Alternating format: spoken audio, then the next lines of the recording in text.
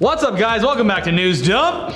Yep, everything's terrible, but the show must go on. Yeah. So in news that's sure to be met with no strong opinions whatsoever, former Sony executive Amy Pascal's company, Pascal Pictures, is moving forward with a movie based on an upcoming memoir by Zoe Quinn. And it's looking like the woman who was at the center of that whole Gamergate thing from last year might be played by none other than Scarlett Johansson. Well, if you're not familiar with Zoe Quinn or Gamergate, consider yourself lucky and maybe just stop watching this video right now so you can go do something more productive. But you're probably watching this while taking a shit and can't do anything for the next few minutes, so while we have you. Yeah, so Zoe Quinn is an indie game developer who, up until August 2014, was mostly just known for a little game she made called Depression Quest. It was basically a text-based choose-your-own-adventure game that Quinn based on her own personal dealings with clinical depression. Now, in August 2014, Quinn's ex-boyfriend Aaron Gioni published a huge blog post detailing their relationship, which was bad of him, wrong, which claims that Quinn was emotionally manipulative and cheated on him repeatedly with several different men, including Nathan Grayson, a video games journalist at Kotaku. Now, many took this to mean that the only reason Kotaku and Grayson had ever even covered Depression Quest, much less spoken positively of it, was because Grayson was banging Quinn. Now, later evidence seemed to point to that relationship actually beginning after Kotaku's coverage, not before it, but by then it was too late, and angry young male gamers on the internet had now found their newest public enemy #1. And of course, all sorts of threats and harassment and leaked personal information happened, and then Gamergate was born. And it quickly expanded well beyond Zoe Quinn to be about, quote, ethics in games journalism in general. But how people went about campaigning for ethics in games journalism wasn't always ethical. Yeah, so Quinn describes her upcoming memoir about the whole situation like this. Gaming and internet message boards used to be niche interests, mostly for young men. In the past few years, however, they've gone mainstream. Millions of people, including women and other marginalized people, have taken an interest in the platforms, image boards, and discussion forums that once belonged by default to a much smaller population. Most gamers give zero fucks about this. Like the rest of us, they're just here to play games. But a vocal minority are clinging onto the brand of Cheetos and Mountain Dew exclusionary identity, hardcore gamer, muttering fucking casuals under their breath. So, how this will translate into a movie is anyone's guess, since most of the story happened on computer screens. I mean, there's also the question of how average people will even understand what's going on. But apparently Scarlett Johansson really wants this part, and having her on board would definitely get more people to give a shit. Probably. Yeah, I don't know. I think it's a bad idea for a movie, but whatever. It's also based on one side of the story. I don't know. Yeah, anyway. It's a whole bee's nest, and Amy Pascal's just poking at it. She doesn't know. Didn't you learn anything from Kim Jong-un? Yeah, Kim Jong-un was a big proponent of Gamergate. Yeah. Anyway, speaking of shit on the internet spilling over into the mainstream, the CBS reality competition series The Amazing Race just announced this week that their next season's cast would be made up entirely of YouTube, Vine, and Instagram stars. So here's my deal with this.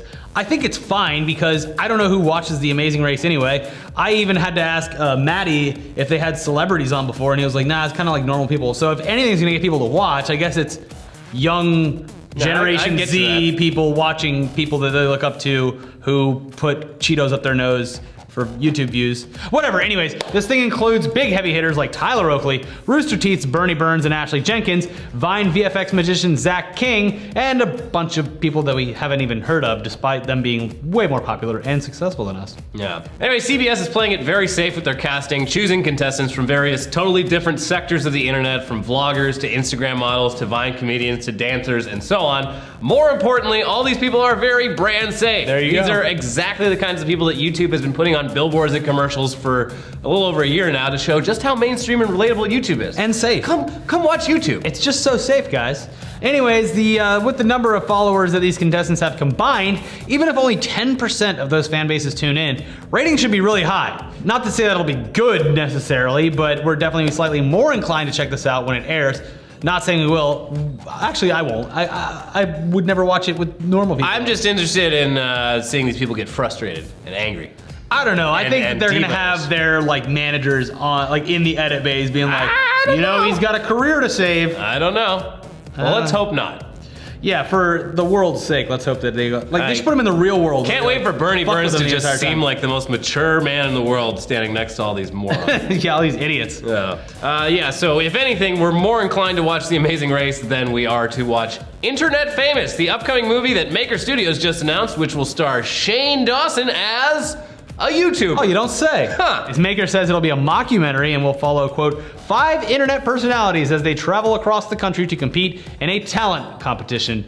The winner receives the chance of a lifetime, their very own TV show. The chance of like old media. Yeah, go watch on old media. That's just fucking stupid. Also, oh God, I hate so much.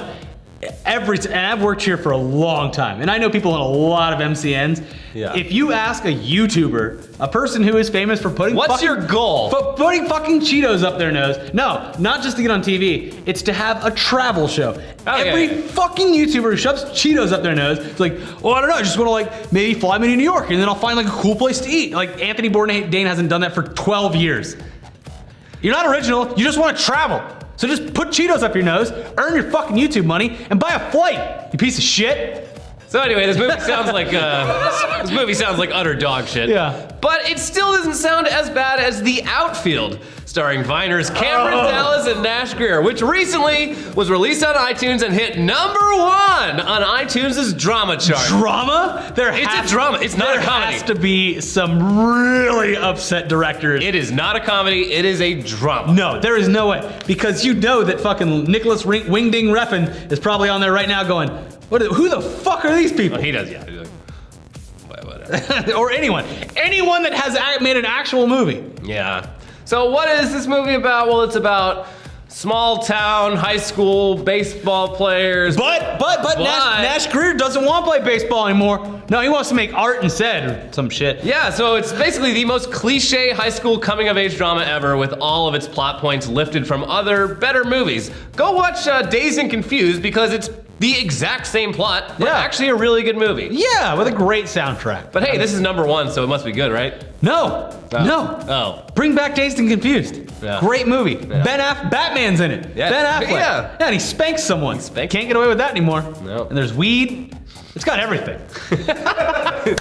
Weed, and that's my review. Weed and spankings. What more do you need?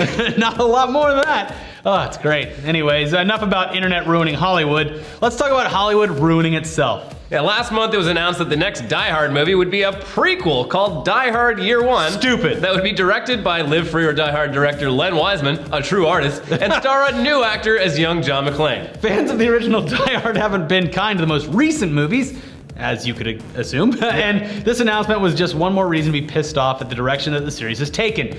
But one Die Hard fan, screenwriter Eric Wilkinson, decided to make the best of his frustration by buying a full-page ad in the Hollywood Reporter so he could pitch his own idea about how to do a John McClane origin story and do it right. And his idea isn't half bad. No. So basically it would be told the same way as The Godfather Part 2, so you'd have a prequel story and a sequel story being told side by side, intercutting between the past and the present. Worked out well for them. Godfather Part 2 is, some would argue, the best film ever made. Yeah. No, it's not better than The Outfielders, though, or whatever the fuck that's called. True. It's not at #1 on the iTunes chart. True, yeah. So the 1979 section would focus on young John McClane trying and failing to catch a killer, and the present section would be about old McClane being wrongfully sent to prison for the murder of that suspect. Yeah, but once McClane gets to prison, an organized riot breaks out that leads to a hostage situation, and he has to use the same skills he employed in the original Die Hard to survive. Wilkinson pleads in his pitch, I want the old John McClane back. No surfing on trucks, no jumping off the wings of Harrier jets, no car chases with supersized sport utility vehicles driving on top of traffic.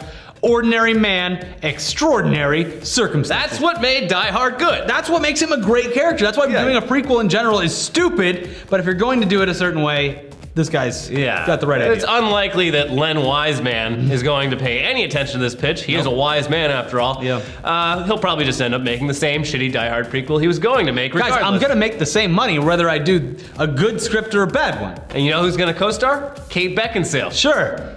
Because she's my wife. Yeah. But one more thing before we go and leave you guys to enjoy your weekend on your own. Last weekend was BlizzCon. I was there. It was a good time.